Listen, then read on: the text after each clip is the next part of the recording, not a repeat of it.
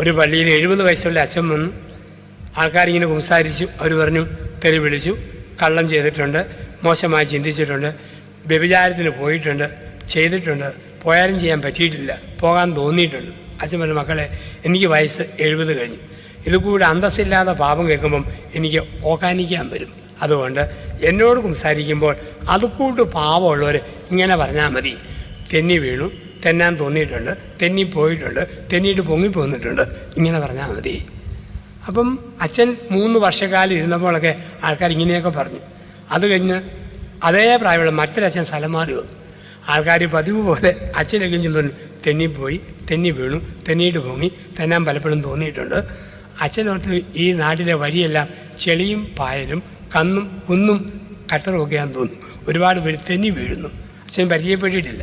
അച്ഛനോട് ഏതായാലും ഞായറാഴ്ചത്തെ ആദ്യത്തെ പ്രസംഗത്തിൽ പഞ്ചായത്ത് കമ്മിറ്റി അംഗങ്ങൾ